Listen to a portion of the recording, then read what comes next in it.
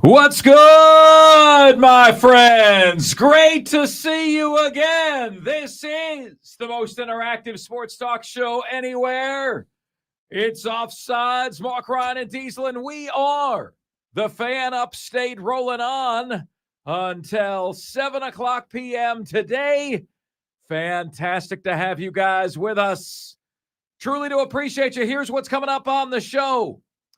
Diesel and I will attempt to fix the unfixable. How do you do that? I will reveal my upset pick for you today with an amendment for this weekend only. Also, we'll give you our early championship game leans. What happens in this college football playoff scenario? We've got the top 5 at 5. We've got JJ Hardy with Panthers culture. We have Lawton Swan on Clemson. And we have you here on the most interactive sports radio show anywhere. Here's how you guys can take part.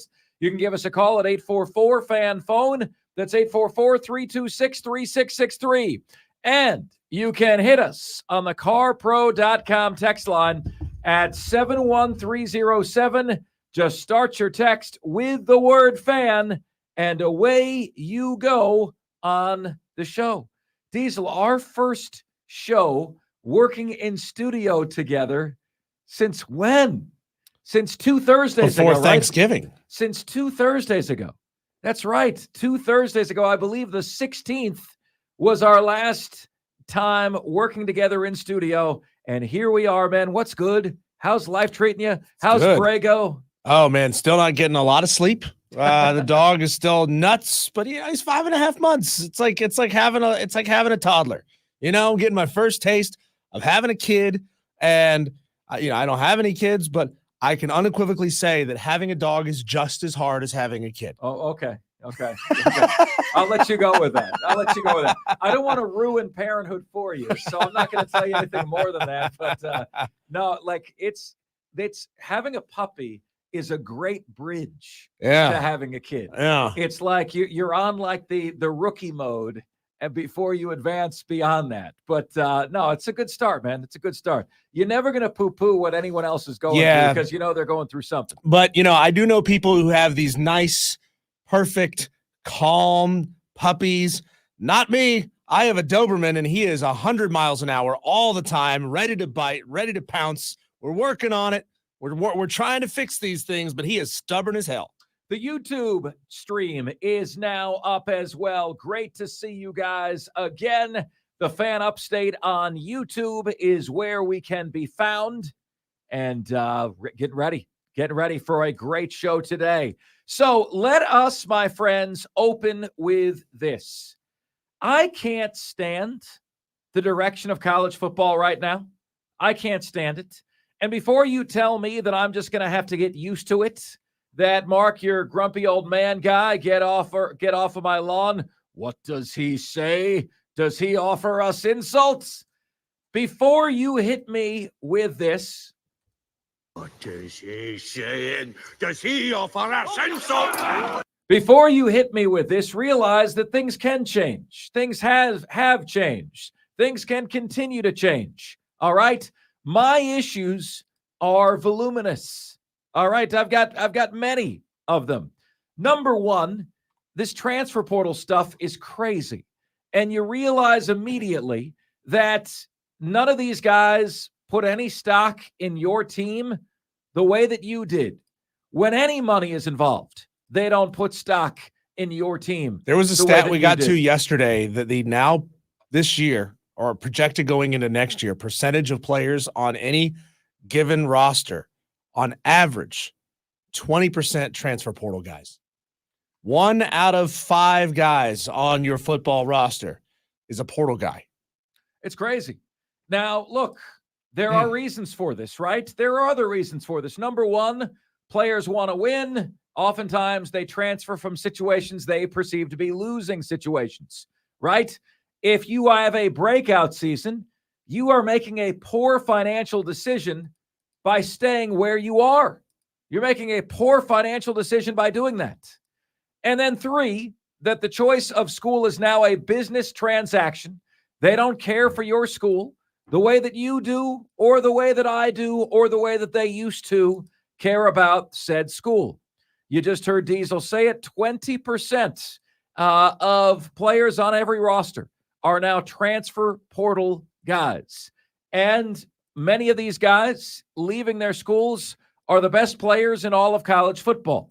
Just today, we got word that Juice Wells, yes, that Juice Wells, has been sleeping on a bed of cash in Columbia, South Carolina, decided to take his football and leave, when just last week he came out and tweeted the following: clearing the air, I'm not playing against Clemson and not holding out for the NFL draft. I'll be back next year. Hey, Gamecock fans said, that's good news. No, bro, I never said with you. I just said I'll be dating again. Maybe I that didn't say means I would be dating you again. I'll just be dating again. Maybe he's calling his shot and saying I'll be transferring to another SEC school that will be playing at South Carolina next year. Yeah, maybe he is. I'll be back next year. What are the NIL stipulations of that? The problem everyone has is nobody knows. I got hit with a bunch of Gamecock fans saying, well, wait a minute, Marc Ryan. I want my money back. I contributed to the collective. The collective goes to this guy. Okay? This guy doesn't play, and then this guy leaves. What are the financial stipulations? How many games do you have to play before you either stop getting your NIL or you have to pay back your NIL? Can you see why it would be difficult for a fan to give to a collective when anybody in said collective can just do this? No, man. You guys told me you needed money for Antoine Wells, Juice Wells. I gave money into the collective, and then he leaves. Do I get my money back or do I not? Does Juice Wells have to pay any of this back, or does he not? And where is Shane Beamer to call out the BS of this move? Shane Beamer's been playing coy about Juice Wells all year. He said, all I can tell you guys is if he's ready to play, he'll play. That's all I can tell you. And then he mentioned the word mentally. If he's mentally ready to go. Well, you don't want to poke at that, right? I mean, that could be something serious like depression. That's a very, very serious thing. But either Juice Wells or Shane Beamer needs to come out and just let everybody know the hell's going on. Like, what's up? What is really going on here? What is happening behind the scenes? And I brought that up yesterday. Rob Brown was gracious enough to swing into the studio and hang out for a little bit because it was a tight turnaround situation where I was hosting the show alone. And he said, I'll come up and hang out for a couple of hours. We got into NIL and the transfer portal. And I laid out all these reasons why NIL is an unmitigated disaster for college football. And I said, knowing where this was going to go, and we still don't know where this will end up. We're just still in phase 2 of NIL. Would you still advocate for going the way that we went? He said, yep, absolutely would. Really? After you've seen what this has done, you would still go down this path again? Well, this isn't the right way for it to happen. There's no doubt about it. By the way, Antoine Wells has since retweeted a tweet from a former player, Diamante Tucker Dorsey, who said, I find it so funny with this narrative that now because players get NIL, it's all about money when they want to transfer. We play in college to go to the NFL to get money.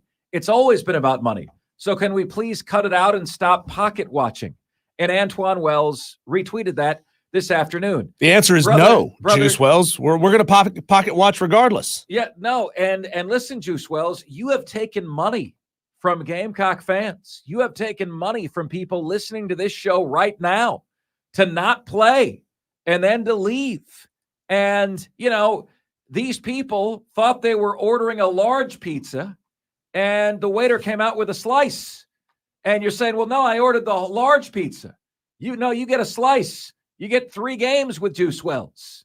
No. You don't get the whole pie, but I paid for the whole pie. No, you get 1 slice of Juice Wells. How about DJ Uiagalelei, who announces today that he is going to transfer from Oregon State? Now, 1 year ago today, DJ Uiagalelei was a Clemson Tiger. okay, was a Clemson Tiger 1 year ago today. And there was no hint that DJ would be leaving 1 year ago today. Okay, I want to say the ACC championship game last year was December 5th or 6th. So 1 year ago today, DJ's a Clemson Tiger. What would you say if I told you a year ago that less than a year from now, DJ Uiagalelei will be authoring a goodbye letter that concludes with the words, "Forever a Beaver"? For what? Forever a Beaver? Bro, you were one season a Beaver. What? How is one forever a Beaver when they were literally one season a Beaver? Now he's a Beav leaver. That's right. And he will call 3 schools home before all is said and done. This is such a BS and predictable path. And anybody who thinks this is good for the health of college football doesn't really love college football. I'm going to be honest with you. If you think this is good for the health of college football, you don't really love the sport. I think these are the people that love tweeting about what players are getting in NIL. They love tweeting about speculations of what deals they might be getting. They love the off-the-field stuff more than they love the on-the-field product. Oh, yeah. Yeah. They and so, Diesel, I've seen it. You get a lot of tweets and retweets and likes, and you get a lot of new follows when you've got a scoop about the transfer portal, coaching changes, etc. I've seen it, man. I've seen it. I've observed it, but I don't care. It's bad for the health of college football, and I will add this to the discussion, guys. How are we doing right by young people? Okay. When we are teaching them the value system that commitment doesn't matter. Commitment doesn't matter. Coach Prime came out today and said, you know what, man? How do y'all expect these kids to be committed to their school when they're not even committed to their girl? They don't even stay committed to their girl. Okay. And you want them to commit to a school. And then he said, you know what would be cool? If the NCAA said, once you commit, no more visits. Well, that's what Dabo Swinney asks for. Once you commit, no more visits, right? But guys, when you can transfer twice without penalty, not once, but twice, and when you can transfer a third time as a graduate student without penalty, how is this helping young people learn the value of commitment? Is there any wonder why we have higher divorce rates, why we have fewer relationships last today than ever before? Because none of us have the value of commitment. Grass is greener mentality. Always something better. Better job, better girlfriend, better wife, better playing opportunity, better NIL opportunity. Always something better. We don't teach them to commit to their school. We don't teach them that. They peace out. A few weeks ago, Diesel, we were talking about a kid that was committed to Miami. And he goes, still fully committed to Miami, but looking forward to visiting Ohio State this weekend and choosing the option that's best for me. Bro, you don't understand the definition of commitment. That's not what commitment is. Commitment isn't, I'm committed to you, Josephine. But you know what? I'm going to enjoy my dates with Carly and Kelly and give me a name, Jetty. I'm going to enjoy my dates with them, and I'm going to choose the best. I'm enjoying my commitment to you, but I'm going to enjoy my dates with these other women. You're committed to Sandy, but man, Mandy and Candy are looking pretty good. Yeah. I think I'm going to go out on dates with them. By the way, I met Brent Beard yesterday. Really? I had lunch with No Brent Beard way. yesterday. Angela and I had lunch with Brent Beard in Jacksonville on the way back up. Mm-hmm. And dude's a peach, man. He's just a peach. He's the best. Totally worth guy. going all the way across the state, right? Yeah, dude, he's such a peach. He texted me. He goes, "Hey, Mark, if you're coming up through Jacksonville, let me know. We'll do lunch." And lo and behold, we were going through Jacksonville. So we got together, met Brent Beard. That to me, Diesel, is the longest friend never met. You know what I'm saying? like 2008 was the first time he came on my radio show, and never met him. And now I have met him, and it's great. So really, really good. Really, really good stuff. So anyway, guys, the commitment is a problem. And then you also don't get the commitment in the bowl games. Do you see, like, one problem begets another? It's the same issue. We don't value commitment. We don't teach commitment. Well, Marc Ryan, how are you going to say that keeping a kid in a disadvantageous situation is good for him or her? How are you going to say that? Well, I'll tell you how I'm going to say that. All right? You're killing college athletics. You're really hurting college athletics, and you're teaching these kids that whenever the going gets tough, they can peace out. You're teaching them that it doesn't really matter if I make the right decision on what school I go to, because if I make the wrong decision, I can just leave.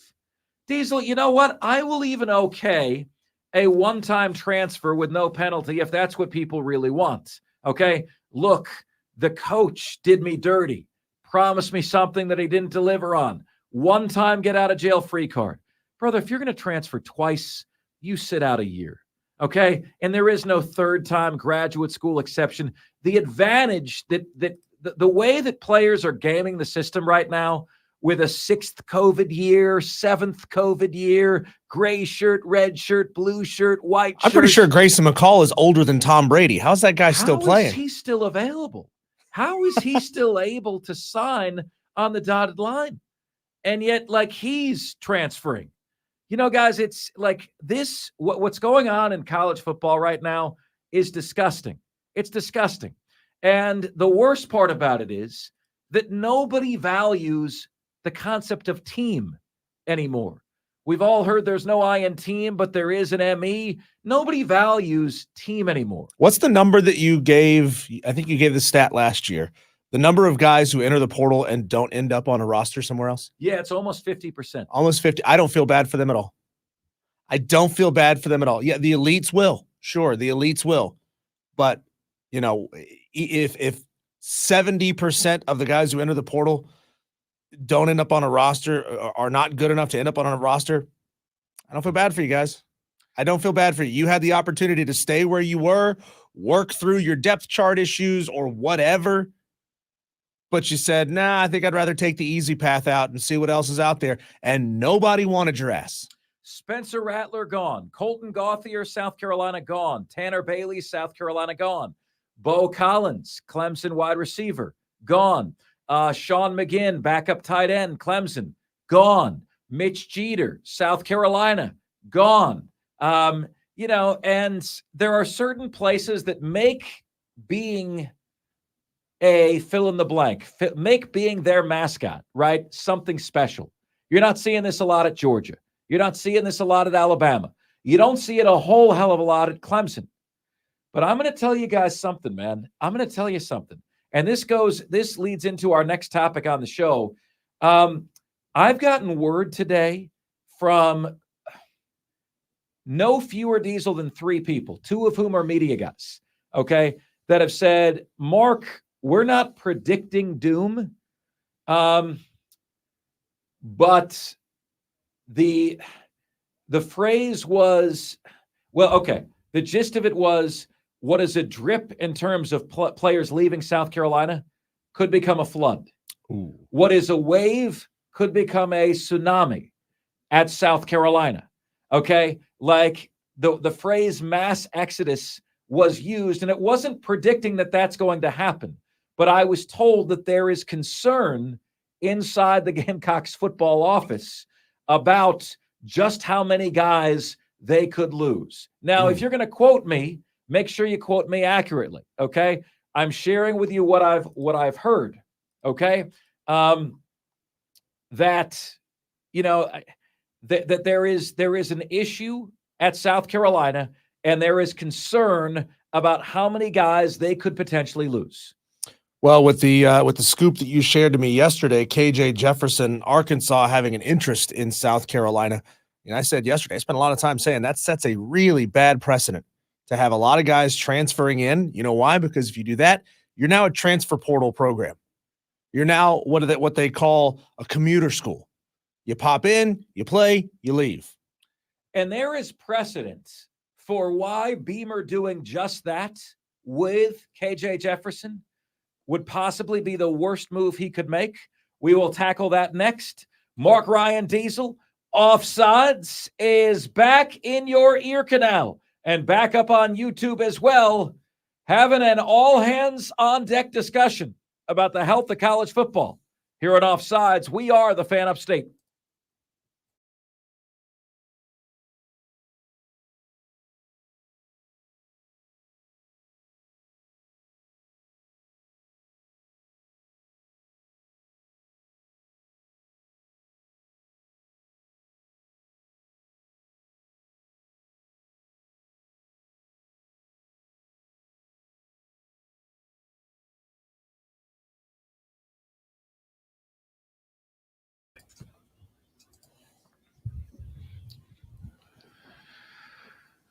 It's Offsides. Marc Ryan and Diesel. We are the Fan Upstate. What's good, everybody, on YouTube? Great to see you there. The Fan Upstate on YouTube. And guys, I've got an issue with what's going on right now. We also have the breaking news today that Clemson and Dabo Swinney has said goodbye to defensive ends coach Lemansky Hall and offensive line coach Thomas Austin. Now, if you guys listen to this show every Tuesday at 3:20 p.m., did Don Munson join us Tuesday, Diesel? Yes, he did. Awesome. Don Munson's number one complaint the entire season has been the offensive line. Number one complaint the entire season. It has been the most underachieving unit on the team all year. And that has culminated with Thomas Austin being let go by the Clemson Tigers today. Dabo does not like to fire Dabo guys. Thomas Austin was a Dabo guy, but it's nice to see that he's willing to do that. And my Florida Gator followers, interestingly, took that and started retweeting it and saying, Billy Napier, look what Dabo just did. Your turn. Your turn. Your turn. So there you go. There you go. Guys, it's just craziness what is going on. And there's no guardrails and there's no guidelines because no one wants to get sued again. The NCAA doesn't want to get sued again. But don't you think there should be guidelines, Diesel? I mean, realize there is absolutely nothing in place to prevent everybody from leaving a school. Right. Or, like, do you not believe that we're headed towards a situation where in college basketball, maybe everybody didn't like the coach and everybody leaves, and now that didn't we have that a couple years ago? Major conference can't even field a team because everyone left. Lamont Paris had a roster very much like that last year at South Carolina. You know, like, there should only be so many slots available to leave a school. You know, okay, 15 players can make a petition each year to leave the football team. 15 players can leave, okay? Up to 40 players can petition to leave, but only 15 get the green light to leave. You've got to petition. You got to state your case, right? Yeah, there needs to be an approval process for the exit door. There's no sort of approval process. All you got to say is throw up deuces and I'm gone. And that's it. And the hard part about this is, you know, I believe in judging people only on what they can control. Okay? That's what I believe. I hate the resume argument in college football because you don't have enough data points to make this great resume. Whoa, Georgia hasn't beaten anybody. Okay, Georgia's beaten everybody they played. Georgia tried to play Oklahoma. The commissioner canceled the game. Why? Because Oklahoma is joining the SEC next year. So they had to replace Oklahoma with the Island of Misfit Toys. Okay? So it's a bunch of BS. If I'm being honest, man, Bishop Sycamore is going to have a hell of a season next year. Realize this though, you and me and everybody else, we're going to be evaluating Shane Beamer next year, Billy Napier next year, and he might not have a chance. Mm-hmm. And Gamecock fans aren't going to want to hear it, and I'm not going to want to hear it, and you're not going to want to hear it, and we're going to have our goals at the beginning of the year for them. Okay, the Gamecocks this year need at least 7-5 or 8-4. They need at least that to be considered a success. Well, what happens if all their guys leave? Or what happens if a guy pulls a Juice Wells and you don't even know why he's not playing? You know, he's just not playing. Yeah, well, I mean, we're now like If you were to apply HIPAA laws in a certain way, if a player just decides I have mental health issues and I need to sit out for a while, that could be his excuse. Not an injury, not an actual on the field injury, just citing mental health concerns, vague mental health concerns. Well, you're not allowed to ask what those mental health concerns are. So nobody's allowed to know what this guy's going through. And then he can just leave. Well, I'm not sure. I don't remember, Diesel, if you were here for this show, but there was the situation with Lane Kiffin's player. Yeah. And Lane Kiffin's player just didn't show up to meetings. Peace. You're off. You're off the team. Yeah. Like, it's like, what's the deal? So, like, put yourself in the shoes, right? Put yourself in the shoes of one Shane Beamer or one Billy Napier. Like, the expectations are going to be the expectations, whether you have got a roster or not. Yeah. Whether your roster has more holes than Swiss cheese or not. And how are you going to make that work? And then imagine for a moment that you're a college football coach right now. You got people tampering with your roster. You have $6 million. You got to figure out how to spend it. You busted your ass to build a roster, but it's only good for 1 year. You've got Ryan Day saying, forget recruiting new players. I need $15 million a year just to keep my guys on the team. Just to like, okay, Marvin Harrison, what is School B offering you? Okay, collective, we need this to keep Marvin Harrison here. He'll give us the hometown discount, but he's not going to accept anything less than $600,000. We had Matt Rule say yesterday that a good quarterback in the portal cost $1 million to $2 million a year. A good quarterback in the portal. It makes me sick that Florida probably paid Graham Mertz $1 million to come in and go 5-7. It makes me bleeping sick. So all of this brings me to my next point, and that is that if Shane Beamer goes down the Will Muschamp route, and Shane Beamer, you remember Will Muschamp the year he was fired, announced, we're signing Colin Hill. He died on that hill. Okay, we're signing Colin Hill, and we're starting Colin Hill. Ryan Helinski be damned. Well, why did he do that? Because he was on the chopping block. And he said, this 23, 24-year-old cat gave me the best chance to win. No, we're not the little brother. We're not, okay? Yeah, well, you were, and you still are. An order was restored on Saturday. Okay, you still are. If Beamer's going to tell you all you need to know about his job security by whether he does this, because if he brings KJ Jefferson on board, that means that he's desperate, because the right thing for that program is not to sign another freaking rental, who could just pull another DJ Uiagalelei and leave again next year. The right thing for them to do, is to go with Lenora Sellers and to build around Lenora Sellers and to build an identity and to build a group of guys, a core group of players that's going to be there for a year. Hey, man, I'm not going to lie to you. The difference between KJ Jefferson and Lenora Sellers might be KJ Jefferson finishes 7-5. Lenora Sellers finishes 5-7. Maybe, maybe not. But every coach should only be interested in what is best long-term for the program, right? Beamer's going to give you his answer this year. Diesel, I've got a theory that when you hear an announcement that a coach is coming back, he's 1 year away from being fired. Florida announces Billy Napier will be back in 2024. South Carolina announces Beamer will be back in 2024. It means they're 1 year away from getting fired if they don't have a great year that year. The Gamecocks signing KJ Jefferson, would be that announcement, would be the announcement that Beamer's coming back for this year. Remember, Arkansas came out this year and said Sam Pittman is coming back. That's exactly what I'm talking about. That means he's 1 year away from getting fired. How can you guys, in good faith, continue to do this year after year after year? Put lipstick on a pig, put a bandit at the position, and my program is no different. No different. No different whatsoever.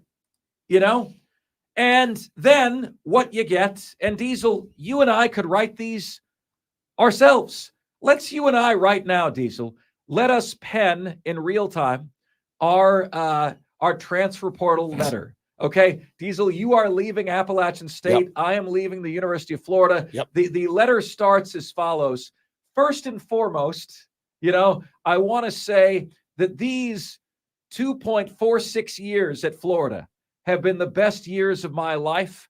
I've grown as a man and as a leader, and I will always cherish what it means to be a Florida Gator. The fan base here is one of the best in the country, supporting us week in and week out. But with that being said, I have decided to enter my name into the 2023 transfer portal. It's where I believe my interests are best served. Take nothing away from the experience that I've had here. And what do you close with, Diesel? Forever a Mountaineer. Please respect my decision. Yeah, respect my decision. Forever a Gator. Please. I mean, it's just the same BS lines every single time. And why is that done? Why is that done? It's done to try to create this bogus narrative that so many of you guys fall for. Okay, he handled this with class. He handled the breakup with class. We should wish him well. That is what classy fan bases do. If we want future recruits and future stars, we should wish him well. It's all a bunch of hooey. Diesel and I just wrote the letter for you. We wrote the letter. Okay? It's a bunch of nonsense, man. It is a bunch of nonsense. Here is DJ Uiagalelei's letter. I did not have that up when Diesel and I just wrote our own. Okay? Here is DJ Uiagalelei's letter. You tell me how similar this sounds to what Diesel and I just said. Okay? I want to start by thanking the Beavers' passionate and unbelievable fan base and how supportive you've all been welcoming me with open arms. I am grateful for the opportunity to grow as a football player and a person within this program. My brothers, I am forever thankful for the relationships we've built while I've been here. I want to thank Coach Smith for believing in me, Coach Lindgren and Coach Boyer and the rest of the coaching staff for developing me into a better football player. Above all, I want to thank God for giving me the opportunity to come here and continue living my dreams. With that being said, I have entered my name into the transfer portal. Sincerely, DJ Uiagalelei, forever a Beaver. How cute. How cute. Forever a Beaver. Why? I just be honest and say,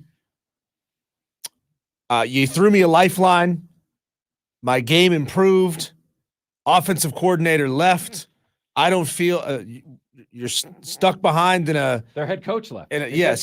Stuck behind in a weird situation where we're not really in a conference anymore, and I feel like I'm not going to make it to the NFL from Oregon State. Peace out. That's the translation. Yeah, guys, don't fall for this BS, please. Nobody should fall for this. And nobody should ever put money into an NIL collective. Spur Daddy on YouTube. I want my dang NIL money back. Like, good luck. Yeah. You should never put your money into an NIL collective. That is gambling without any prospect of a return whatsoever.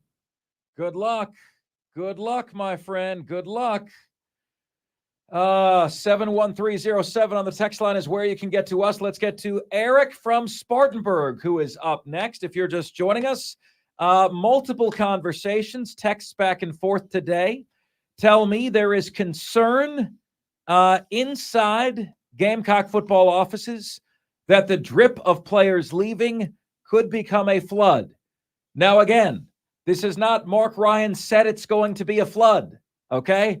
I'm saying there is concern inside Gamecock football offices that the drip of players leaving could become a flood, and Shane Beamer is doing whatever he can to keep the band together. Okay? Eric from Spartanburg is up next. Hey, Eric, I'm sorry you've got to go through this, brother. How are you? I'm doing all right, man. I was actually going to say I'm pretty pumped this is all happening because, I've always been a passionate fan, and I used to get pissed whenever I'd call and listen to you guys say any negative things about Carolina. And now I've just kind of dropped it. So I think I can be happy and listen to you guys with objectivity and be really excited about just enjoying the game of football. But I think you're right. I think it's bullcrap what's happening. This whole thing with Juice Wells talking about transferring is really just kind of set me off. Rightfully he so. basically paid $1 million for one touchdown this season. You're talking about Lenora Sellers and KJ Jefferson, and I agree with you. I mean, I think the direction of the program would need to be Sellers, but on the other hand, I look at what's going on with Juice, and I say, why not take the guy that you can get who can come in and take you 7-5 now? Because I mean, from what I hear, Sellers seems like a good guy, high character, loves the program, but there's nothing that says he wouldn't come next year, go 5-7, and decide he wants to transfer too for somebody throwing millions of dollars out there. So honestly, man, I mean, I think this is where I start really enjoying my Saturdays again, where I don't have to be as emotional about it. Well, Eric, let me say this to you. Let me say this to you and the Gamecocks out there. Hold Shane Beamer accountable. And here's what I mean by that, Eric. Yeah. Here's what I mean by that. All year long, he towed the company line that Juice Wells wanted him to say. All year long. Now, either Beamer or Juice owes you a damn explanation for this. Okay? Owes you an explanation. I was suffering from mental health, and now because the mental health problems are associated with Columbia, South Carolina, I need to leave. That's a satisfactory explanation. But you've got nothing, Eric. You've got nothing except Juice Wells retweeting people saying it's all about the money, and then he collects the money and he leaves. He's been sleeping on a bed of cash.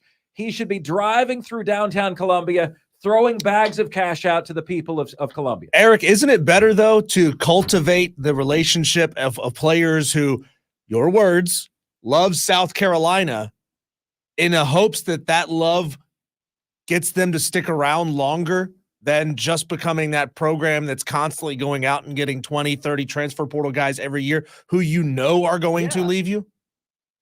Yeah, I mean, I would hope so. That's exactly what I think everybody would hope would be the case with the transfer portal. In a perfect world, you get your guys, they go out and they prove that they can do it. You pay them, and it's a mutual relationship. I mean, I agree with you 100%, but at this point, I've kind of, I don't see it really going that way. It feels like, I mean, I wouldn't have said this 2 days ago because I love Juice Wells, but it feels like he stole from the university. And I mean, I would have been criticized up and down on any of the boards or whatever for saying this, but now I'm glad that I haven't given to any of the collectives because, I mean, I'm not donating my hard-earned money for one touchdown and a peace out. And I'll be damned if I get on social media and find somebody saying that, oh, this university only loved me when I could provide something, and now you see their true colors when I leave. Eric, I mean, Eric, it's you crazy. asked for a commitment, and what you got was a one-night stand. Okay? You got a one-night stand. You ordered a whole large pizza, and they came out with a slice, and you're supposed to be happy about it. And then Beamer is the restaurant owner who's not giving you any explanation for why you only got one slice.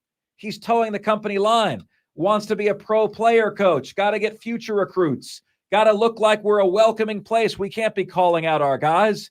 Well, you need to, because Juice Wells was paid money to be at that school and gave you nothing this year.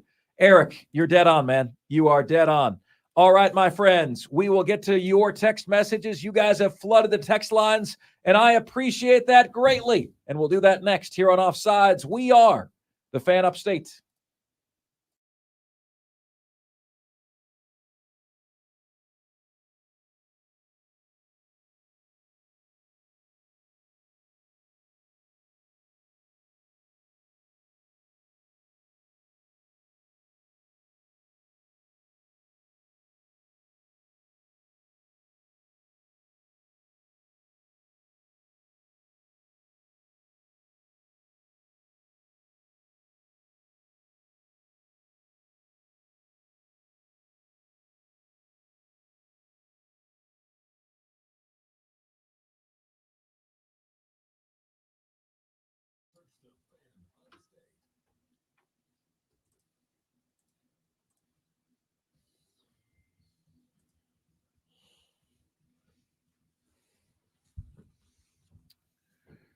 It's Offsides, Marc Ryan and Diesel. We are the Fan Upstate. Great to have you guys with us on a Friday Eve edition of the show. having kind of a town hall meeting on the health of college football, because those of us who love it do not like what we see, do not like what we are observing right now. Very disturbed by all of the above. Let's see what you guys are saying on the carpro.com text line. And just an incredible effort on the text line thus far today, guys. Truly do appreciate it. Kyle D is going New Mexico State over Liberty plus 11.5. I am going to have an announcement on the upset picks coming up at 4 o'clock today. Okay, so stay tuned for that.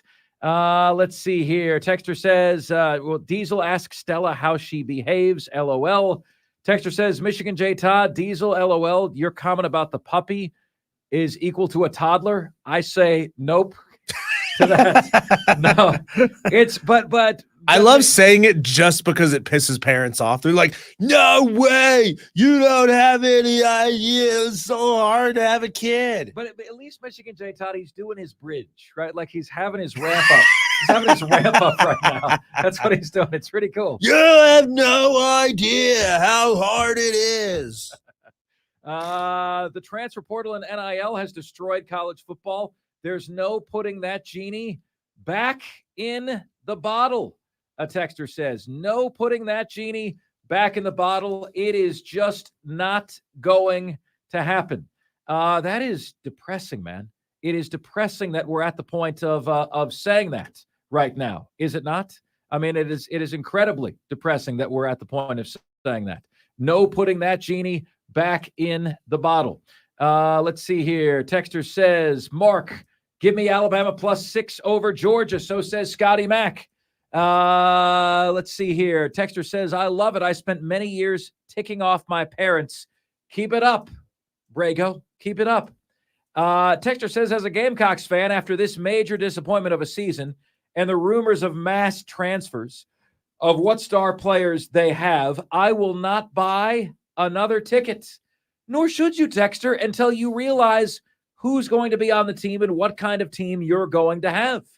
Texter says it's all about the money for college football. The reason USC doesn't compete in the top tier of the SEC is because they don't buy good enough players, period. But they're not the only ones, Texter. Indiana just gave a $20 million buyout to Tom Allen. $20 million. Why not keep Tom Allen and have that $20 million to go get the best players in the portal? That's what Louisville did this offseason. And where is Louisville? They're in the ACC championship game right now, right? Yeah. They went out. They got the best players money could buy. Texter says, how crazy would it be if DJ went to Columbia after entering the portal today? Stop it, Chris. Just stop it. Maybe DJU meant Beaver forever. Maybe. Grass is always greener on the other side until you find out it's over the septic system. That grass. Good point, Texter. One word for these unloyal, non-committed players.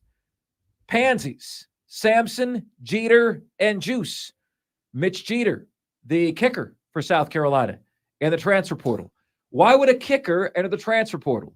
He'd enter a transfer portal, Diesel, if he doesn't have an NIL deal and he's 23 for 25 on field goals. You know, there's somebody, Clemson, who might pay big money to have a kicker who could not miss a chip shot against Florida State. I'll bet you Whites has made more money in NIL than he would have in his first year at his new job.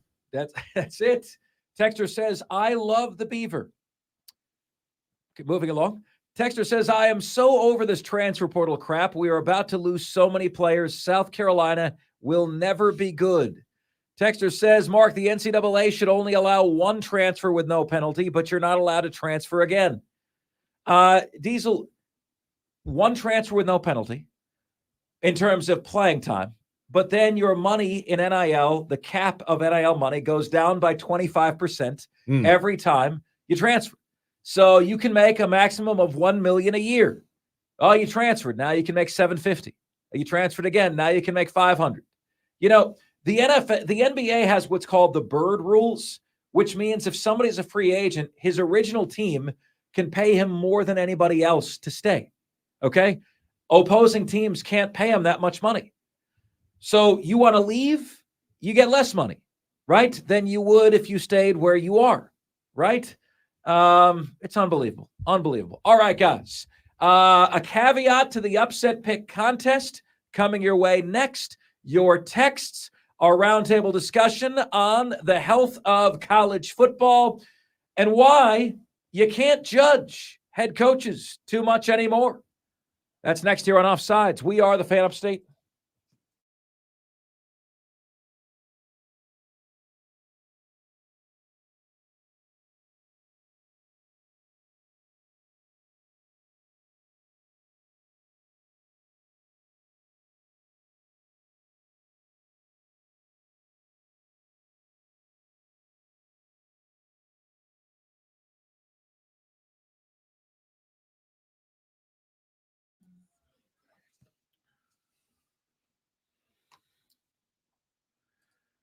What's good, my friends? This is the most interactive sports talk show anywhere. It's Offsides. Marc Ryan and Diesel, and we are the Fan Upstate, rolling on until 7 o'clock p.m. today.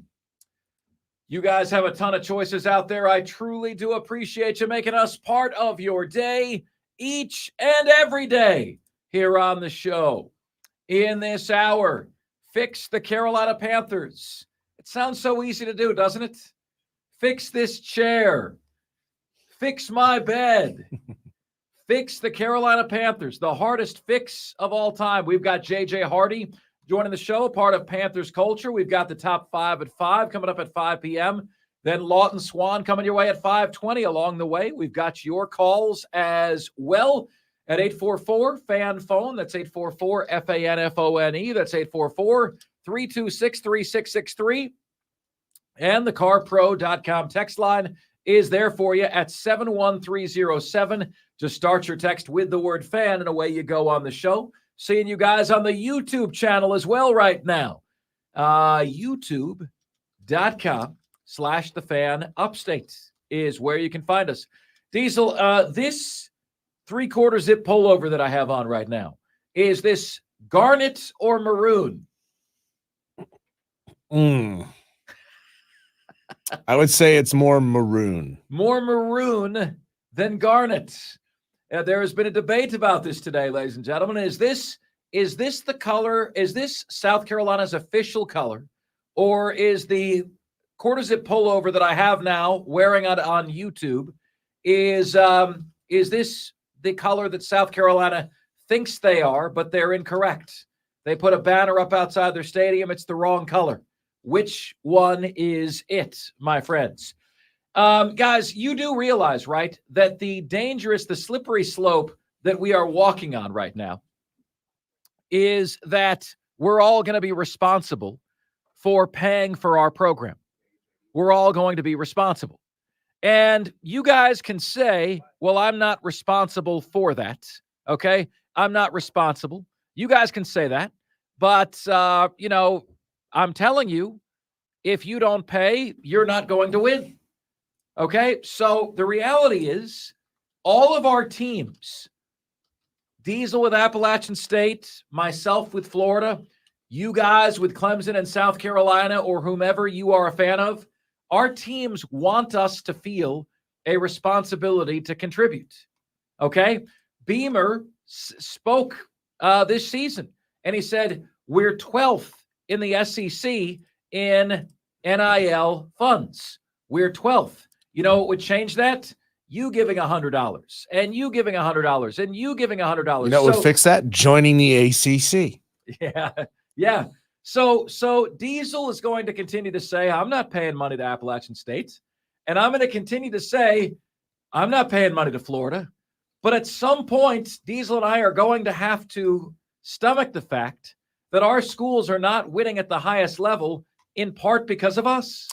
No, I'll let the people who have the money, who want to waste it on things like that, waste their money on things like that. It's like, Mark, you remember when you would see some jerk driving down the road in a massive Hummer, and you're thinking to yourself, God, that thing must be expensive to put gas into. But the thing is, if you got money to buy the Hummer, you got money to put gas in it.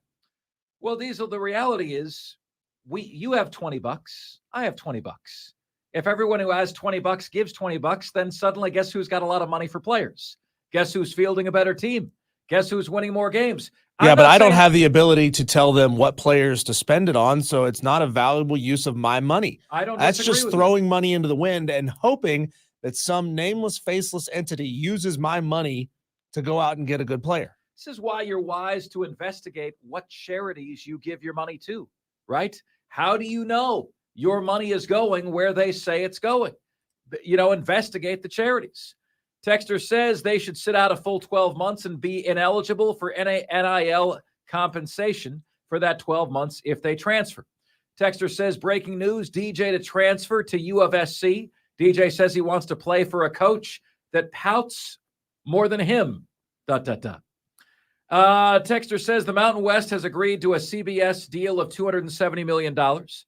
And the Pac-2 has also agreed to a merge per se.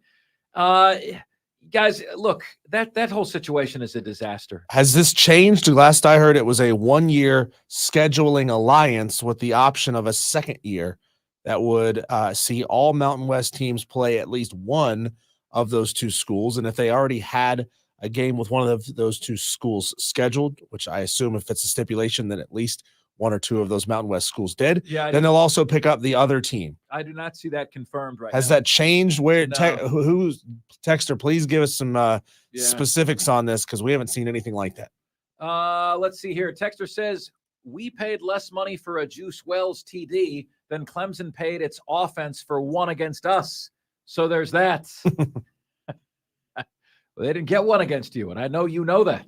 How about the fact that Clemson beat you, not scoring a touchdown against you? How does that happen? How does that happen?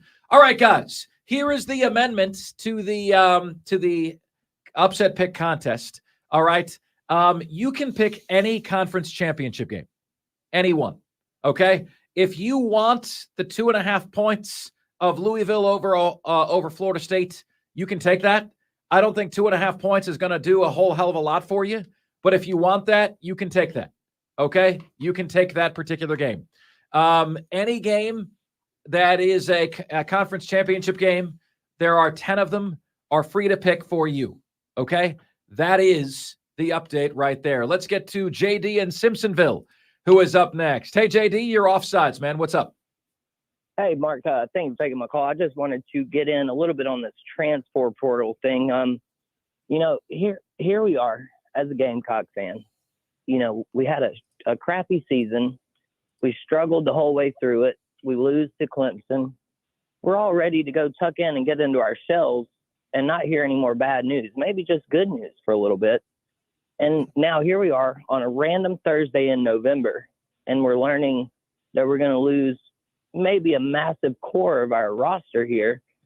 And it's just, this transfer portal thing has gotten out of control. Now, not only do you have to win games in the season, you got to manage to keep your roster together in the transfer portal. And all of a sudden, the transfer portal is going to cause Shane Beamer's seat to go from warm to hot just because he can't keep his own players in the building. I mean, it's just absolutely ridiculous. And the thing that's kind of happened now, too, is everybody's got an opinion, and they're all like buttholes. But now with the internet and everything else, they have the opportunity to share their butthole with everybody. And so if these guys hadn't made up their mind about going into the transfer portal, some of the fans will help driving them away anyway. Yeah, JD, look, man, I appreciate the call. Thank you very much for chiming us in. It's brutal. That's all you can say. Like, it's brutal, and it doesn't make any sense, and it's not good for the sport, and there's no guardrails, and we have no system in place to make this an orderly process, right? Not to turn this into a political discussion, right? But our borders have been on a front burner discussion, right? How to best handle our borders and security at our borders and people flooding in. Well, you could certainly make that analogous to the transfer portal, because there is no system of checks and balances. The phrase you used, Diesel, was an approvals process. Mm-hmm. There's no approvals process to get in. They're just people flooding in. There was the line from Ace Ventura when he met Ray Finkel's crazy mom. The engine's running, but there's nobody behind the wheel. There's nobody behind the wheel of this thing. You could be losing the best players on your team through no fault of your own. And we're seeing Riley Leonard leaving Duke. I mean, I get it because your head coach is leaving, but you've got good football teams losing elite starters. And that's through no fault of the schools at all. They're starting these guys. They're playing these guys. They're getting all kinds of playing time and probably NIL deals where they are already. And that's the scary thing about it.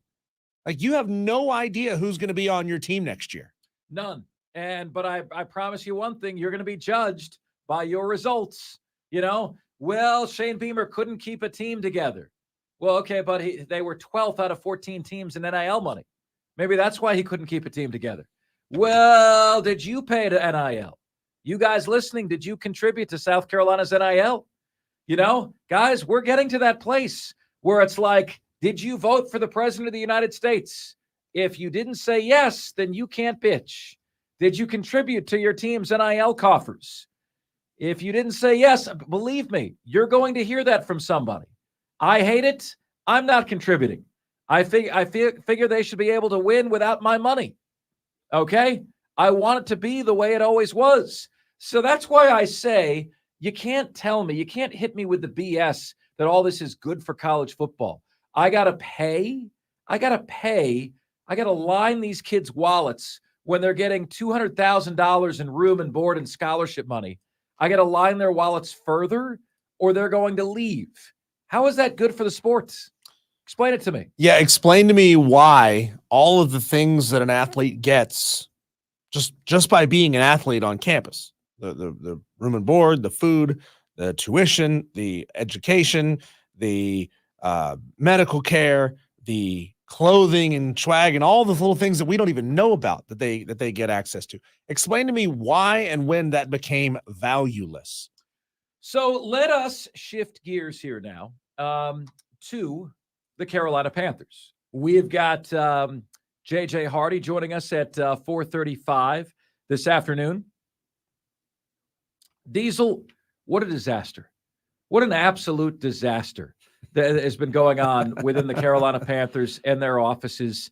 And then it's like they're playing a game of hot potato with who's going to call plays. And then did you see, like, there were reporters that that raised their hand to ask questions? Yeah. And they only picked the reporters who are known to be kind to Dave Tepper. But those reporters were not kind to Dave Tepper in their questions. No.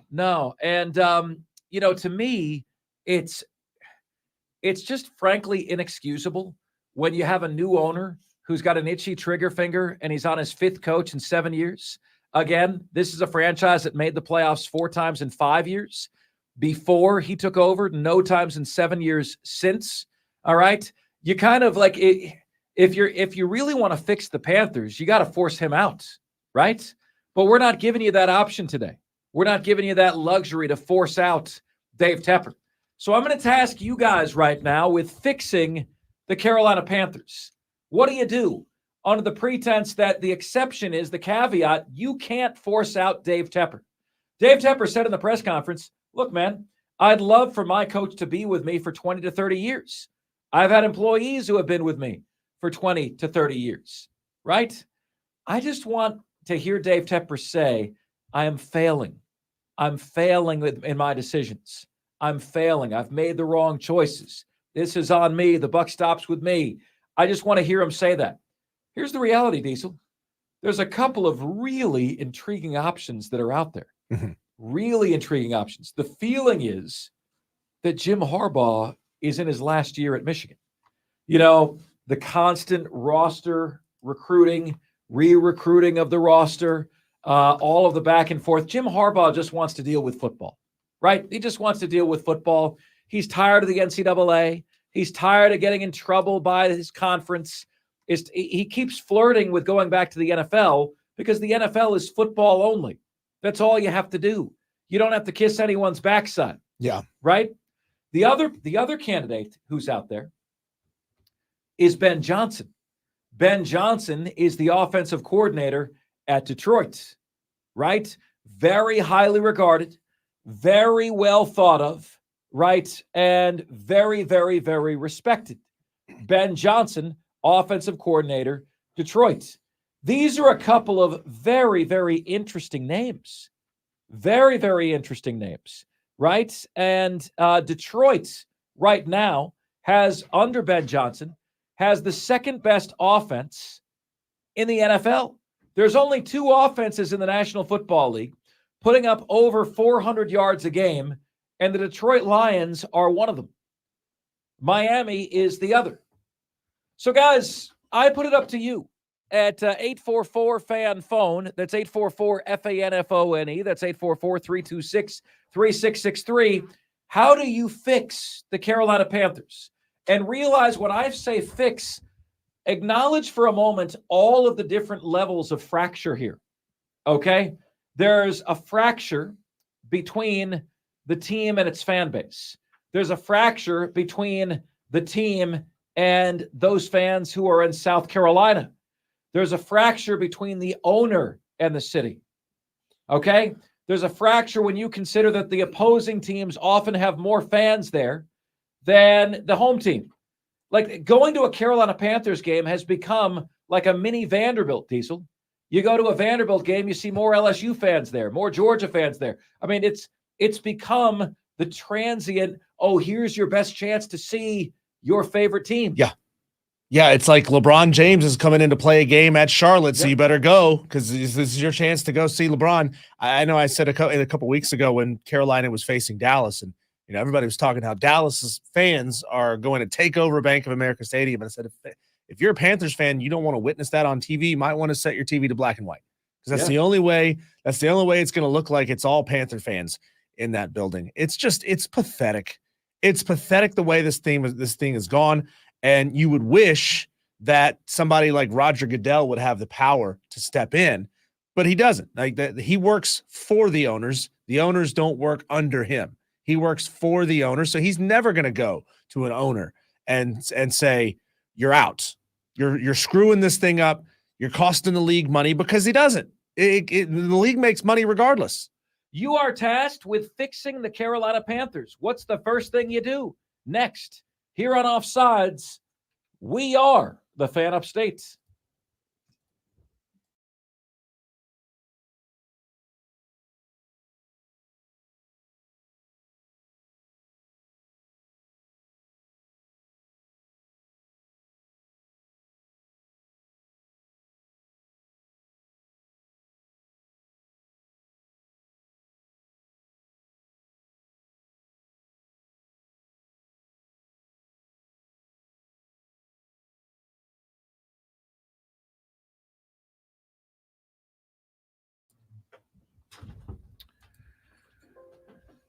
It's Offsides.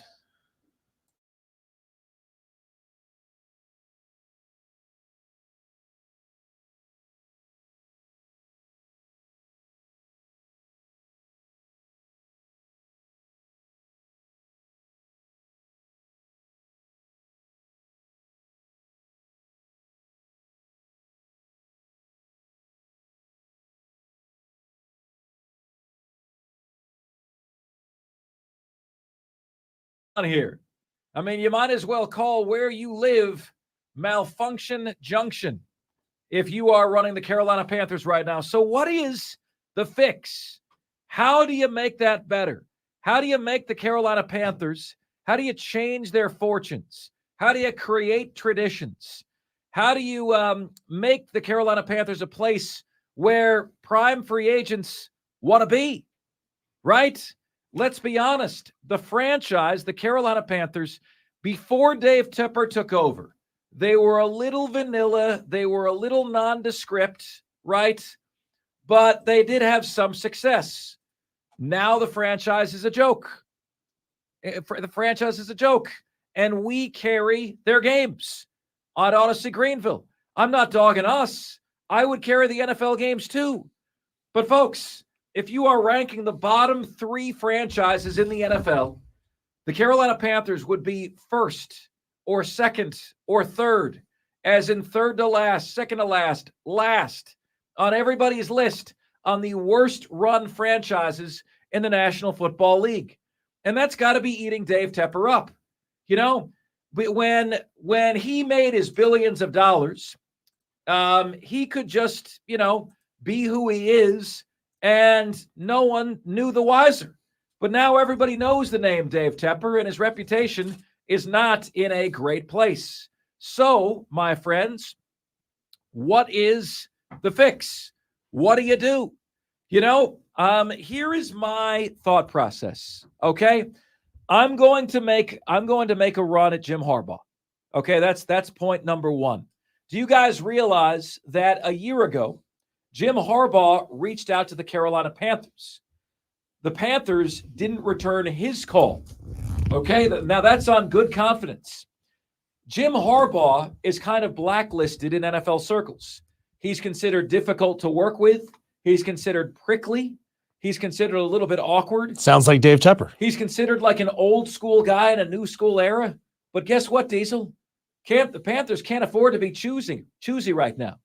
All they can do is win. So my first call would be to Jim Harbaugh. And I would say, Jim, here's what we've got. Okay? You're going to have total control. If you want total control, happy to move out the general manager who stinks, Scott Fitterer. Has just made a bunch of boneheaded decisions personnel-wise. These guys have not panned out. Was one pick away from getting a great tackle, Penei Sewell. Instead got J.C. Horn, who's never available, who can never play. You got an offense that scores in the single digits more than it doesn't. It's brutal, right? It's brutal. Michigan J. Todd chimes in and he says, way to fix the Panthers. Stop going to the games. Stop buying the merchandise. Delete your social media links to the team. Then pick another team to cheer for because the Panthers are currently constructed are worthless, and I'm trying to be kind. Michigan J. Todd, I'm tasking you with fixing them. Like, you are tasked with fixing them. You don't get to say, stop buying tickets. I mean, that's my advice to Panthers fans nowadays. So what do you do? To Michigan J. Todd's point, the only thing that fixes Dave Tepper's mindset is to embarrass him. You have to embarrass Dave Tepper. And the way you embarrass Dave Tepper is 5,000 people showing up to games.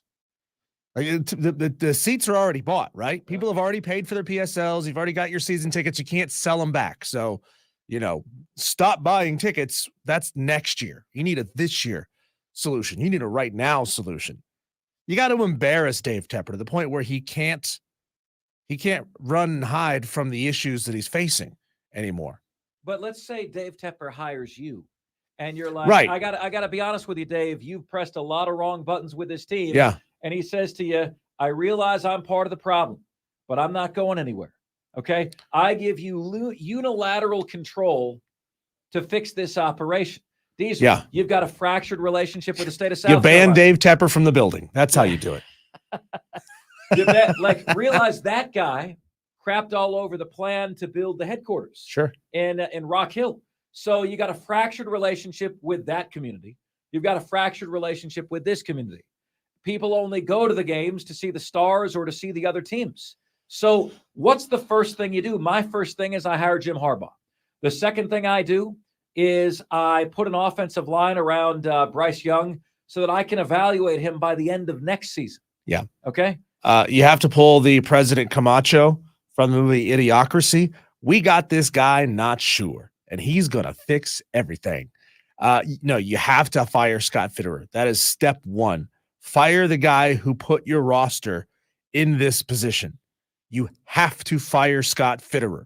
In no way, shape, or form is any of this going to get any better with Scott Fitterer making personnel decisions. Like, tell me what he can do, or tell me what anyone else around him can do to undo his boneheaded decisions. Well, I will tell you this, Diesel. I feel like so many of these decisions have Dave Tepper's demands and desperation written all over them. Sure. The trade to move up to get Bryce Young, 2 first-round picks, 2 second-round picks, and DJ Moore, that reeks of Dave Tepper saying, we're getting the quarterback now. That reeks of that. That doesn't seem like something a reasonably minded GM would do, and we were very critical of it at the time. Yeah, but this reasonably minded GM also put them in a position where they have no depth anywhere. I don't think I've never heard Dave Tepper mention Ike Ekwonu's name. You think Dave Tepper went out and got Ike Ekwonu? No, but he hired the guy who did. Yeah. You know full well that teams in every year, you only get one first-round pick. So, and first-round picks are about a 50-50 chance of being a hit, right? Where a franchise really builds its depth is in these second, third, and fourth rounds. And Carolina doesn't have somebody who knows what they're doing in the second, third, and fourth rounds. You have to get in a GM who knows what they're doing in the draft. Without that, you will never get any better. We've got Panthers culture. JJ Hardy joining us next right here on Offsides. We are the Fan Upstate.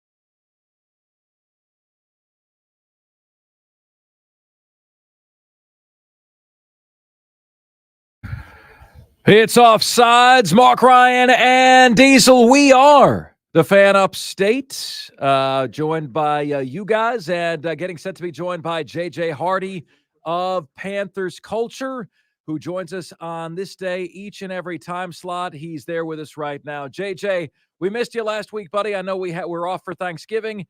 It's a shame nothing has happened since the last time we got together, JJ. It's a shame nothing's going on at all. You know, we know you're a fan. You can't be expected to be objective, but we're still very, very grateful to have you with us today. I'll open with this with you, JJ. Firing Frank Reich, was that the right move? Yes, it was the right move. And let me clear this up. It doesn't have anything to do with who Frank Reich is as a person. I think he's a good man, a good guy. I think it's a right move because for David Tepper, he needs to send a message to fans, regardless of where you stand on this. I think he needs to send a message to fans that he realizes that the marriage of Frank Reich and Bryce Young is not going to work. And instead of leaving anything to doubt regarding that relationship and what they may do going forward, I think the decision to fire Frank Reich right now sends a message to everybody else involved in that process, in the organization, around the league, that he sees what the rest of us see. The offense is not working. The scheme that was devised for Bryce Young is not the proper scheme for him and his skill set. And the quicker you can identify that and move on from that, it lets those know who may be interested in coming in to coach Bryce Young and this young Carolina team start thinking about, okay, as I approach the end of my season, I know that this Carolina job is something that I should be considering. So maybe I need to have my agents reach out to Carolina if it is in fact something that, that looks like it's something that I'm interested in. And if I can look at the tape of what they have and who Bryce Young is, that this would be a good fit despite the recent history with David Tepper and firing coaches quickly. So absolutely the right move in that regard.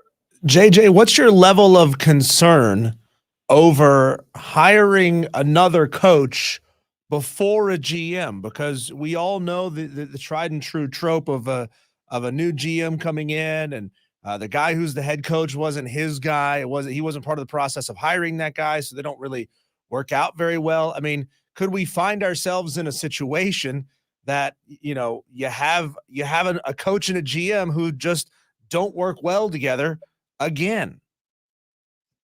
Well, my level of concern about that is going to be high until we get into maybe the middle of January.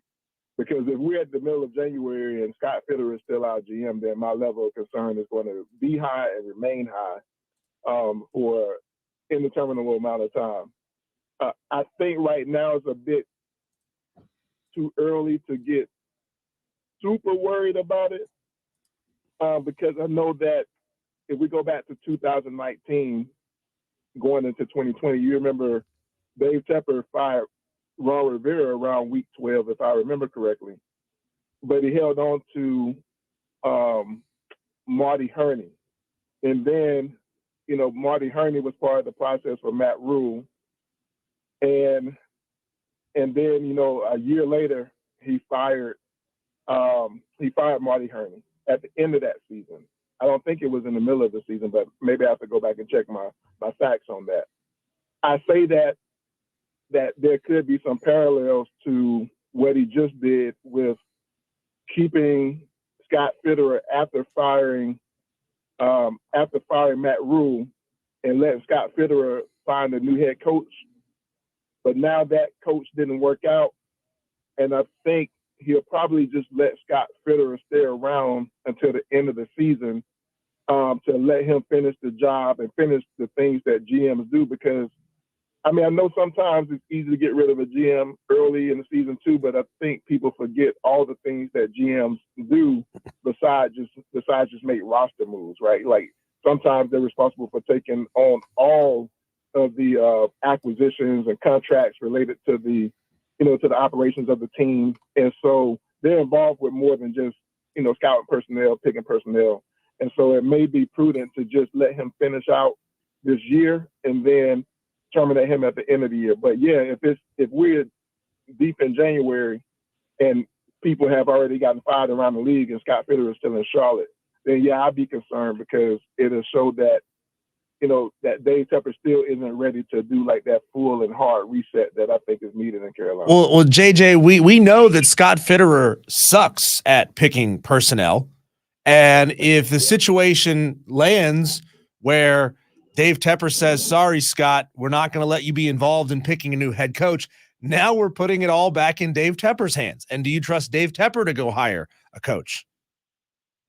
I do not. I mean, and nobody can at this point, right? You know, the three major, and you can really count four if you go back to Ron Rivera, but, you know, let's just say it was his prerogative to move on, you know, from Ron Rivera. Ron Rivera's time had expired. But just the three major coaching decisions that he had to make, it's arguable that he's missed on all three. He missed on Matt Rule, right? Last year, when he let Steve Wilkes serve as interim for Matt Rule, the consensus around the fan base, it wasn't 100%, but it was the consensus that Steve Wilkes seemed to have regained that locker room, and he went 500 with him. And a lot of fans wanted Steve Wilkes to stay in Carolina. And so his decision to not hire Steve Wilkes, in hindsight, is looking like it's a miss. And then the third has been his hiring of Frank Wright and the firing of him before the season ends. So he's 0 for 3 right now. And, you know, usually the third time is a charm, but this third time is a strikeout. And I believe that if he's entrusted to do that again, then I would think that he would likely fail again if he doesn't allow for somebody new to come in and help guide that process with him. I know he's the owner.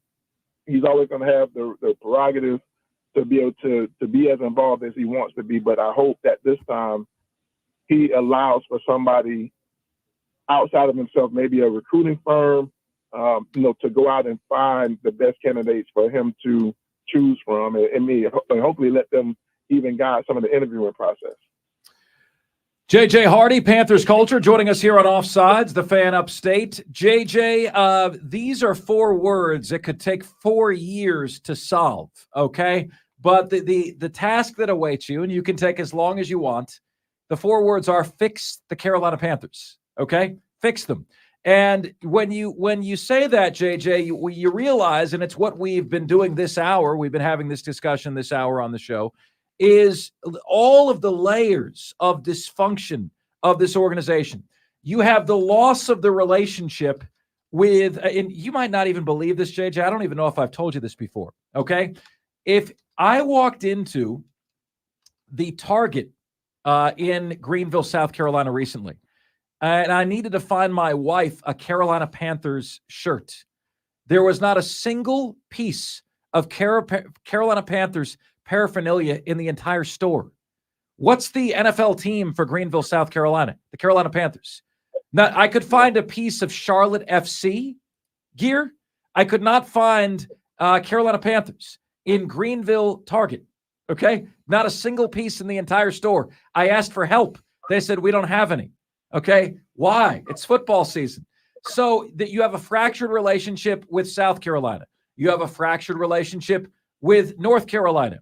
You have a Vanderbilt situation going on with your games, meaning when the Vanderbilt Commodores play, the opposing team fills out the stadium.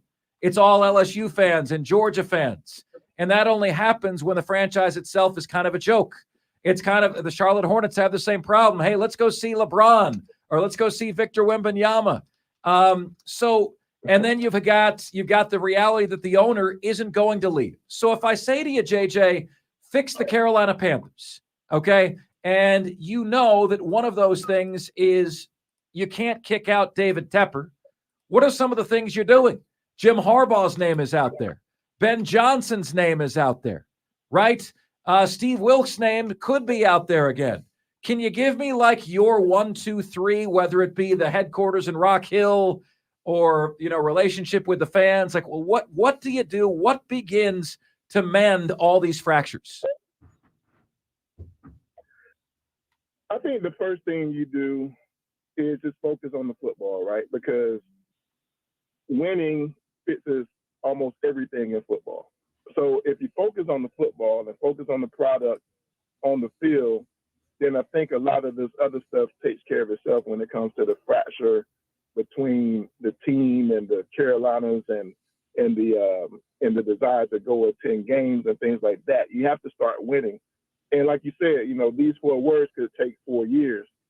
But I think the foundation of this 4-year fix happens with what we just mentioned in the last question about the GM. I think if you do the hard reset, if you show the fan base that you're willing to do a hard reset, then I think the expectations for winning resets with that, right? And so you're almost playing with, I hate to say it, but you're playing with house money, because now any winning that occurs before the 4 years is actually, you exceeding expectations. So in year 1, and basically the point where we're at now, at the end of this season, you get rid of the current GM, you find that new GM, and then you secure the coach either around the same time or shortly thereafter. And then you let those guys go out in front as a unified tandem and say, this is our plan for building the Carolina Panthers from the ground up. And, and this is what we're going to do. Bryce Young is our guy. We're going to put the right pieces around him, and then just give us a few months to get to March in free agency and then April in the draft, and let us show you what we're going to do. But just give us time to do that and give it time to start settling in and curing around those foundational pieces. I think that's number 1.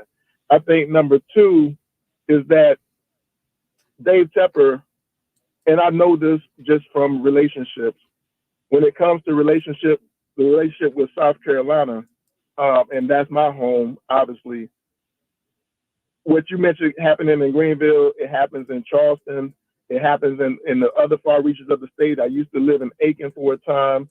There wasn't any Carolina Panthers gear in any of the stores in Aiken, South Carolina either.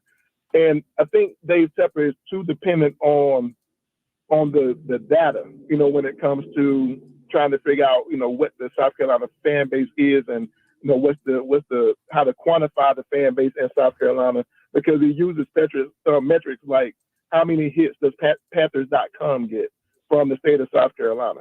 And I love my state to death, and I know that we're up to speed with technology and all that stuff, but I don't think it's commonplace for a Panthers fan in South Carolina to go and visit Panthers.com all that often throughout the day or throughout the week or throughout the month or throughout the year, especially when you're sorry like we have been for the last 5 or 6 seasons. So, but he thinks that that's a solid way to gauge the level of interest in South Carolina and how to market the team in South Carolina, and it's flawed logic. I have great interest in the Carolina Panthers, and I never go to Panthers.com. Exactly. Me too. I have a whole page dedicated to the Carolina Panthers on Twitter and Instagram, but I rarely go to Panthers.com. And so, but Dave Tepper believes in that because that's how he's built, right? There was actually a metric that said that the metro Atlanta area gives the Panthers.com site more hits than the whole state of South Carolina. And so to him, he was like, well, does South Carolina even care?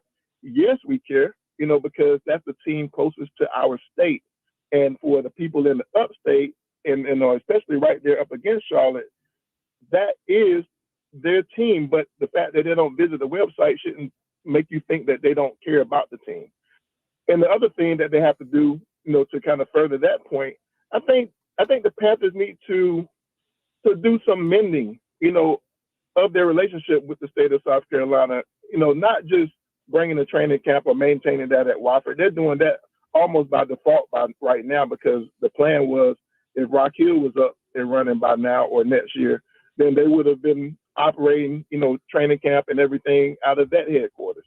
But I think they need to get away from that metric approach and just basically get out and show the state of South Carolina, maybe even have some exhibition games in the preseason, in South Carolina, back at Williams-Brice, back at Clemson where it started, to show the local population in South Carolina, like, we're still here and we still want to embrace South Carolina as part of the two states dream that Jerry Richardson had in the beginning. So I think that's another part of the process. So, you build it right, you reset it, you build it right around the GM, the new head coach, and start the process of winning, getting that buy-in back from the fan base, because you show that you're serious.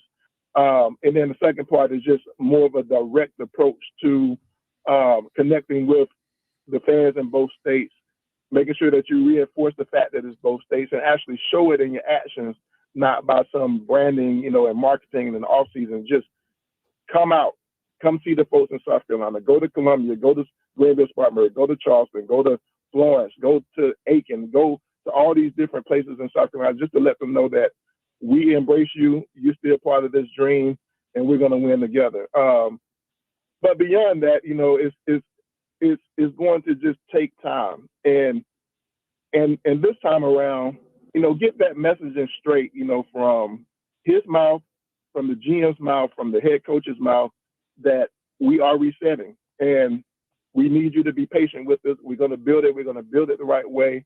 We're going to make better decisions than we made in the past. And we're going to give you a better product, than we've given. And stop. And this is the other part. And this is the last part about for this answer. Stop talking about them other things that you've done in Charlotte. Like a football fan, I won't say a true football fan, but the type of football fan that I am, I care very little about MLS or anybody that you bring related to MLS. I don't care that Beyonce was in Bank of America. I don't care that Luke Combs performed in Bank of America or Bruce Springsteen or anybody else. And no disrespect to anybody who enjoys any of those artists. I do too.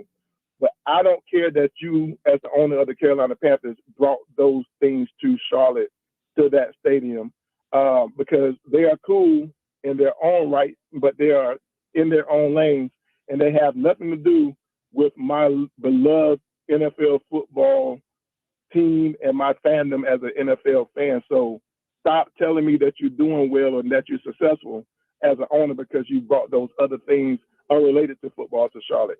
And especially to a fan in South Carolina who has no other connection to the city of Charlotte. Like, that means nothing to somebody who lives in Irmo, South Carolina, or Orangeburg, South Carolina, who's a Carolina Panthers fan. They're not going to a concert in Charlotte, so don't tell me about what you're doing for the city of Charlotte. This is a two-state situation, and we're football fans, and so win, and then we'll feel included because we'll come up there to see that game, but we're not coming to a concert.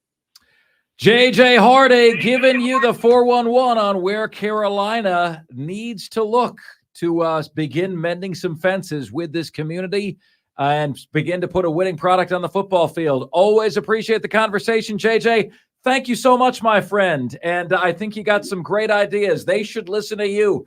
Hire him, ladies and gentlemen. Hire him. Thank you, buddy. I appreciate it. I'll see you next time. All right, take care. JJ Hardy, Panthers culture, a lot of good ideas, has his finger on the pulse with all of the issues with the Carolina Panthers this year. We've got the top 5 at 5 coming your way next.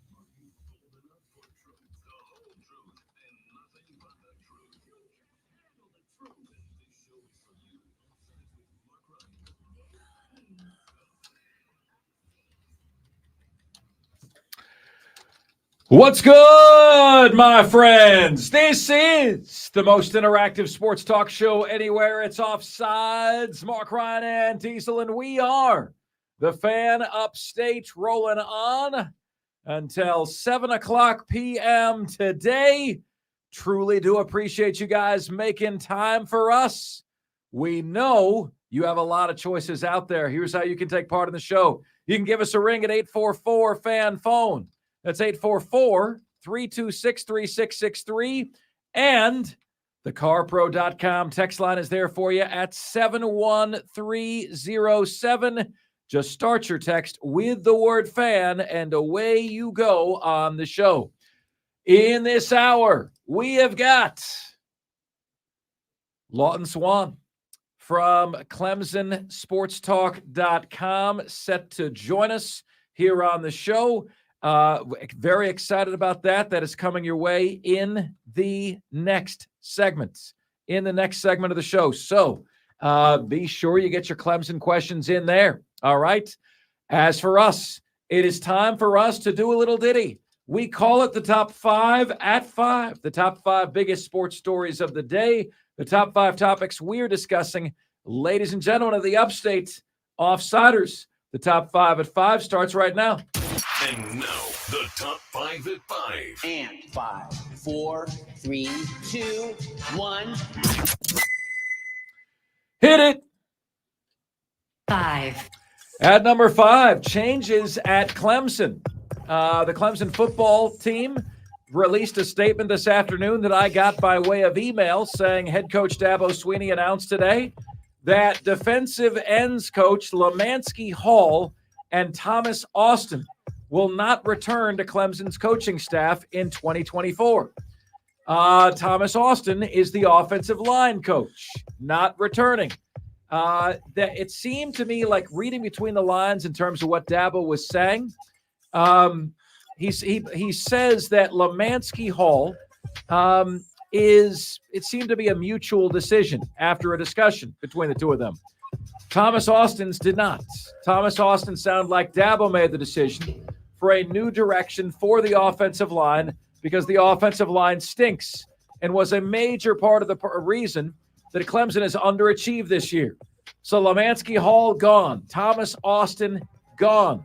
Poor O-line performance leads to a changing of the guard. It's not all that dissimilar to what the Carolina Panthers are going through with Bryce Young, right?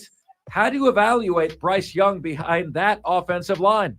It's offensive, right? How do you evaluate Cade Klubnik as a quarterback behind that offensive line at Clemson? In many games, the 40-year-old virgin scores more, right? So Clemson makes a change at offensive line coach. Thomas Austin, Lemansky Hill, thank you for your service.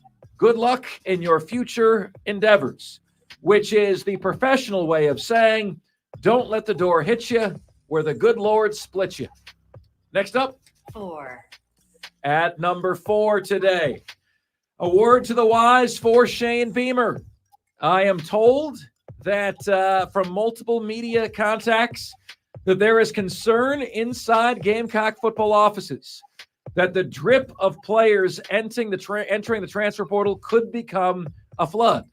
That's not what I'm predicting. Don't put words in my mouth.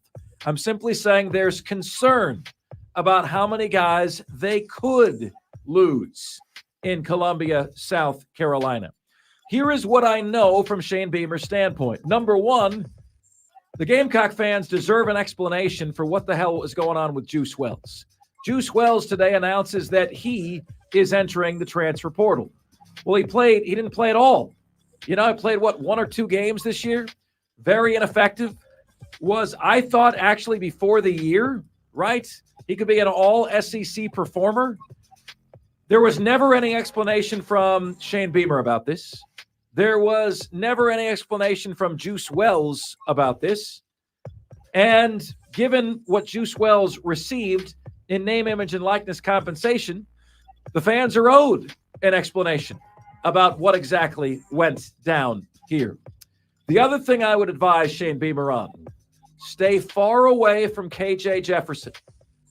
If you sign KJ Jefferson, it will be an admission that you are in a world of trouble, that the hot seat is turned up so much on you that you're developing third-degree burns. The last time we saw this in Columbia, Will Muschamp signed Colin Hill. He died on Collins Hill, Will Muschamp did, because he was trying to save his own arse in a must-win season instead of doing what was best for the program, starting Ryan Helinski, right? I remember really chiding and criticizing the Gamecocks and Will Muschamp for doing that. The best thing for the Gamecocks right now is resetting with Lenora Sellers, building a new nucleus and core surrounding Lenora Sellers. But if they go get KJ Jefferson, if they're going to do this musical chairs at quarterback, it just shows you that Beamer's coaching for himself, not the program. I don't think he will. I don't think he should. Stay far away. Next up. 3. At number 3, we've asked you guys today how to fix the Carolina Panthers. And we've got some sound here from none other than Bryce Young, who continues to believe that there's been some growth on the offensive side of the ball. Just for whatever reason, you haven't seen it yet. I do feel like there's been growth, there's been improvement, and I think the biggest thing is that growth and improvement translating into success on the field as a unit, as a team. Because ultimately, that's all that matters. That's all I care about is us having success. The words of Bryce Young. Bryce continues, look, we all take ownership of our suckage. It wasn't all on Frank Reich. We all take ownership, especially offensively. It's all of us. We all look in the mirror. We all, there's all things that we could have done better. We all want to do better. And it's a collective unit. There's no finger pointing from players, coaches, nothing. We all could have been better. We absolutely. God, if I had to take a shot for every time he said "we all" in that 23-second clip, I'd be hammered before the end of the segment. Look, that's what leaders do. They deflect. They don't point the finger. They say we all are accountable for what's going on, and we certainly appreciate that, Bryce. But it is bad. It is really bad. And we task you guys with fixing the Carolina Panthers. What's the first thing you do? Diesel says he'd tell Dave Tepper. Texter called him Dave Tupperware. He said he'd tell Dave Tepper, stay out of the building. Stay the hell out of the building. Do not come in here. If you couldn't get rid of Dave Tepper, if you had to work with what you have, how would you fix the Carolina Panthers? When you consider the fractured relationships between them and their own city in Charlotte, fractured relationships between the Carolina Panthers and the state of South Carolina. Used to be, you'd get a lot of response talking Carolina Panthers here. Hasn't been the case in 2 or 3 years over these parts. You got to mend those fences. You got to put a winning product on the field. My first call would be to Jim Harbaugh. Jim Harbaugh's representatives called Dave Tepper last year. Dave Tepper did not return the call. Beggars can no longer afford to be choosers. Jim Harbaugh is a little prickly, is an old school coach in a new school era, but all he does is win. I think Jim Harbaugh might have enough of a stubborn streak in him to stand up to Dave Tepper and say, your way sucks, Dave. I'm here now. We're doing it my way. I don't think any of these other guys, I think Frank Reich is too nice. Yep. You get a younger a coordinator that might come in to take the job. They're probably going to be intimidated by their boss and their owner. Like Jim Harbaugh could probably care less if you fire him. That's why you need Couldn't him. care less, I should That's say. why you need him. You need someone with a cachet to go toe-to-toe with Dave Tepper, to challenge Dave Tepper, somebody who doesn't need Dave Tepper's money. That is Jim Harbaugh. And the word circulating around Ann Arbor is that this could very well be Jim Harbaugh's final foray into college football this particular offseason coming up. Next up. 2. All right, so what do we know right now? We know that Sean McGinn has entered the transfer portal at Clemson. We know that Bo Collins has entered the transfer portal at Clemson. Hunter Helms entered the transfer portal at Clemson. Mitch Jeter, kicker, South Carolina, entered the transfer portal. Juice Wells, transfer portal. Colton Gauthier, Tanner Bailey, also gone from South Carolina. We do have knowledge on all of these transfers, and we're keeping our finger on the situation to let you guys know all that is going on right there. I think the Juice Wells news particularly ticked a lot of people off, considering the fact that he was unavailable the entire season. Okay? And then last week announces that he's not going to play against Clemson, but he's not going to declare for the draft, and he'll be back next season until he isn't. Right? You can't come out and say that and then peace out. That's a major, major problem. And I was thinking about this, folks. It's like, how is it even fair for us to judge Billy Napier, for us to judge Shane Beamer, if they can't even control what's going on with their rosters right now? Those rosters are in shambles, my friends. Complete and total shambles. How do you make sense of that at all? How do we judge these guys if they can't piece together a roster? You are having to rebuild a roster every single year in this era. And it is just absolutely, positively brutal, right? You go to a school, you play one game, you dip for $1 million to another school. You're a college coach. You got people tampering with your roster all year long. You have to make salary cap decisions all of a sudden because you only have so much money. You get to roster build for 1 year and 1 year only. Ryan Day, the coach of Ohio State, said it would take him $15 million a year just to keep his roster together. Hey, Marvin Harrison, what is it going to take to keep you? Well, coach, I've been offered $800,000. I'll stay here for $760,000. I mean, think about what it's like to coach, and then how do you evaluate Shane Beamer? Maybe Shane Beamer's a good coach, and he doesn't have the money at South Carolina to compete. The Gamecocks are reportedly 12th out of 14 SEC teams in terms of name, image, and likeness finances. What say you guys about that? And finally, at number 1, I am never going to be cool with the dudes that peace out on bowl games. Never going to be cool with that. Never going to be cool with guys who say, you know what, man, I'm not going to finish what I started. Never going to be cool with guys that do not understand the word commitment. The problem is that the rules that we enact don't help them either. All right? The NCAA says you can transfer twice without a penalty.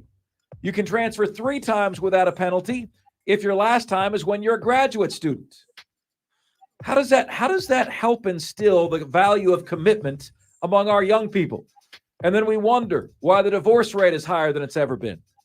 And then we wonder why nobody has committed relationships anymore.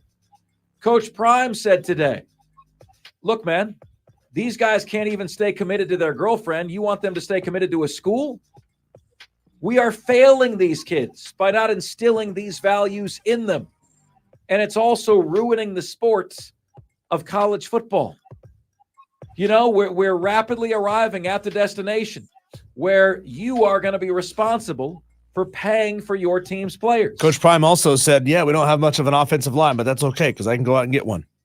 That's right. We will see. And he's not talking about recruiting high school players. We'll see if he can. We'll see if he can, folks. But in any case, you know, Jeremiah Trotter Jr. not playing in a bowl game. Shameful. Absolutely shameful. You have a greater chance of sustaining a career-ending injury in a car accident between now and April than you do in playing one additional game. Coaches should have contracts that tie them through the end of the year. Scholarships should have legislation, should have verbiage that tie them to the school through the end of the year. No play, no pay. It's that simple. What do you guys say about that? And those are today's top 5 at 5. Now it's your chance to chime in, which you can do at 844-FAN-PHONE. That's 844-FANFONE. That's 844-326-3663. TheCarPro.com text line is there for you at 71307. Just start your text with the word fan, and away you go. You can get to us on Facebook, on Twitter, and on YouTube. We'd love to have you at the Fan Upstate on every one. Please like us on Facebook, follow us on Twitter, and subscribe to us on YouTube. And finally, email. You guys can all email the show. Marc Ryan, that is M-A-R-C Ryan, at thefanupstate.com. All the different ways you can get in touch with us here on the most interactive sports radio show anywhere. Up next, Lawton Swan. Thomas Austin, gone. Defensive end coach, gone. Why? Lawton Swan joins us next here on Offsides. We are the Fan Upstate.